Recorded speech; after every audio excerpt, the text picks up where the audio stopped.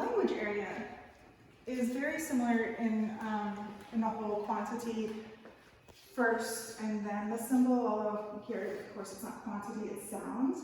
So we do a lot of work with spoken language first. There aren't a lot of hands-on materials in the math area because so much of it is spoken. We start with sound games, we start with, I am thinking of all the foods that start with B. Bread, biscuits, and so on. Apparently I want carbs. And so you can have it with a group of children, and it's a lot of fun to do it with a mixed age group because you can then start with, as you get a little bit more advanced, you can start with, what is the first sound you hear in bread? B. Jimmy, what's the last sound you hear in bread? Bread. D. Susie, what's the middle sound you hear in bread?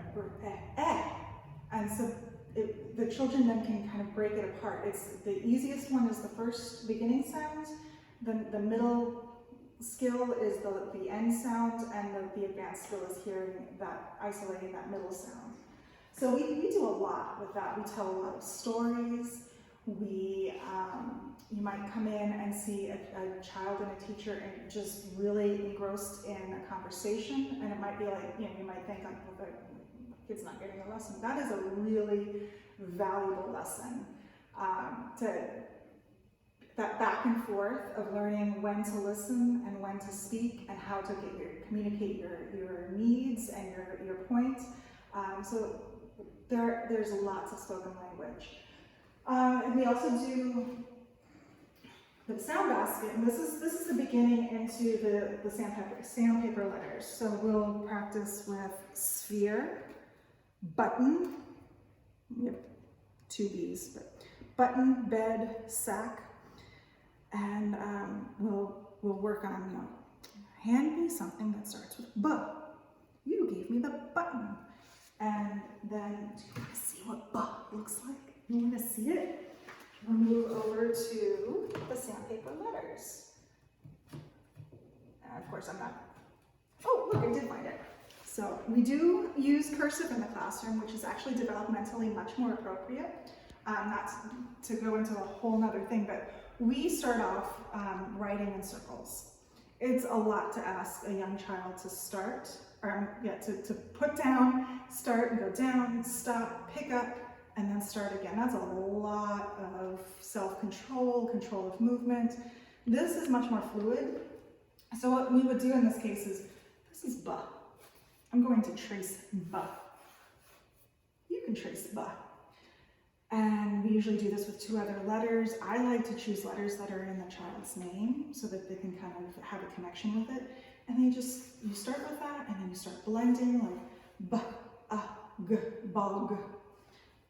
And it moves from there. While they're doing this, they're learning a lot about language as well. So we have classification cards where they're learning maybe materials in the classroom, or tools used in a kitchen, or animals, whether they're farm animals or animals from another country. And it's an opportunity to expand their vocabulary and potentially also create some stories and conversations around that, which again is the spoken language part of it. So another thing that happens in language is not just the reading and the writing. Well, actually, I want to tell you about the movable alphabet. So we actually start developmentally, we start learning how to write before we learn how to read. We innately want to share what we know and express ourselves very early. So once your child has a handful, more than a handful, a significant amount of sound to symbol connection, they can start working with the movable alphabet, which is just that. It's the alphabet that the child can move around. So this box has the vowels in blue, the consonants in red. They can begin by maybe thinking of their own words that they want to build. Maybe it's, I'm going to build all the animals that I can think of that start with D. And so they will find the duh. And we don't really talk about the name of the letter.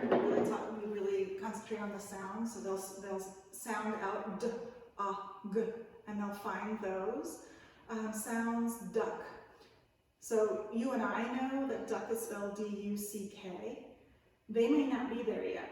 And so they're really just trying to convey what they're thinking. So they're hearing duck. That might be D-U-C, it might be D-U-K, and at this point we really don't correct the spelling, and we're really just getting them to express themselves and feel comfortable and confident with writing. The spelling correction will come later, kindergarten, mid-kindergarten. It does come. So once they feel comfortable with that, and once they've worked on really refining their pencil grip and having that controlled movement, which they can do with these metal insects, sometimes called metal insects. We don't have those either, they're metal insects, which are frames and stencil frames and the shape. And this is an opportunity for the children to really refine that control of movement, and again, this is also connected to sensorial and to math with the actual shapes, and we use the actual names.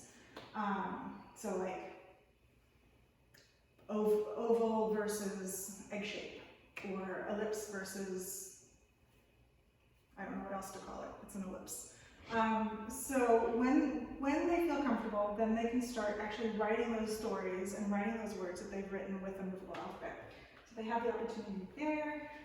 And like I said, science and culture kind of is mixed into the language area as well. So we have puzzles, where again, the language of the parts of the turtle, parts of the leaf, parts of the flower, this always changes.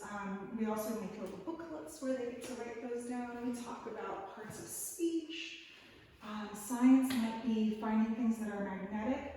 And the cool thing about a Montessori classroom is you don't have to just stick to this tray of non-magnetic and magnetic things. Your child will be free to walk around the classroom and see, like, is this magnetic? Nope. Is this magnetic? Nope. To just open up the world to them a bit.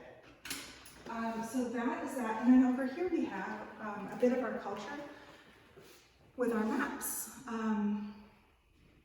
And we start with the map of the world, the continent map. They are color-coded, and you'll see in Montessori environments, these color codings are the same from the toddler classroom through middle school. So North America is always going to be orange. South America is always going to be pink, and so forth. So with this, not only do we learn where things are, we again connect it to our whole body, so we trace. We might do pin punching and create our own map. We might trace it and paint it. My personal rule with this is, if you can name 3 continents, you can make a map. I like to then also share pieces of information about the different continents. We have folders with pictures and stories that the children can look at. If there are older children in the classroom that can read, they can invite an older child over and tell me about this picture. Again, spoken language, like, oh, we went to Mexico, and oh, I remember learning, we went to this museum and we saw this artifact, and it opens up a chance to share and connect, and that spoken language of storytelling again. So we have all the maps. Like I said, we start with the continent map, then we'll go to North America, then to the United States, and from then they can just kind of choose which one they'd like to learn about. So art, in my world, art is very much connected to language because it's a form of expression. You're always going to see an opportunity for pencils, crayons, and markers. There's always going to be an opportunity for some sort of painting, some sort of gluing, some sort of either Play-Doh or clay as the year goes on. We have, over here we have airplane folding, which all of a sudden became really interested in something that